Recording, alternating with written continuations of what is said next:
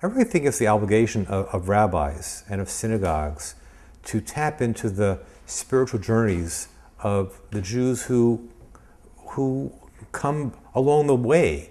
I'll tell you a quick story. I had a woman who attended one of my classes that I taught at the JCC in Rockville, Maryland. She was not a member of synagogue, had never been affiliated. I did a class on Jewish spirituality.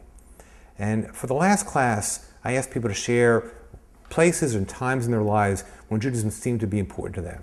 She tells a story about going to a craft fair where there's all kind of chazarah being sold, and as well as some antiques. And she finds at one table an old Chanukiah, candelabra for Hanukkah.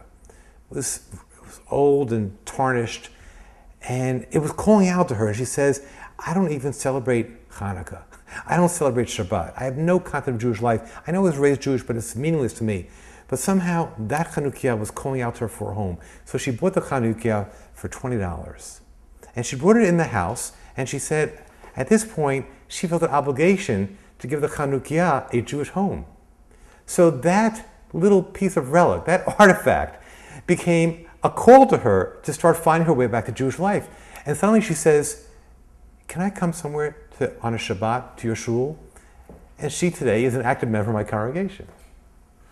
A second example, when I realized the power of the story and how it could be done in a Jewish framework, I began inviting people in my congregation to come up on the bimah for about 5 to 7 minutes each Shabbat morning and to give a few words of instruction about a particular prayer in the Siddur. They could pick whatever prayer they wanted. Now, for most Jews, the Siddur is a closed book. It's a closed book for two reasons. One is most Jews never open up the prayer book. But number two, even when Jews come to synagogue and open the prayer book up, they can't dissect it. They can't interpret it. They don't know what it means. Well, give a Jew with a little bit of intelligence an opportunity to think about a prayer and think about a way that an experience in their life is connected to a prayer, and suddenly it blows the whole thing open.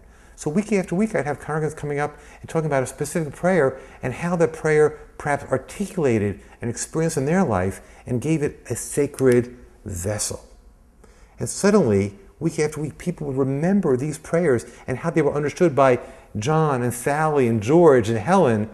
And suddenly the prayer book begins to come alive. And suddenly prayer for the community began to come alive. Not because I gave a brilliant commentary based on the sages of yesteryear, but because people who were their contemporaries could probe our sacred texts and liturgy and find it in a message for their own lives.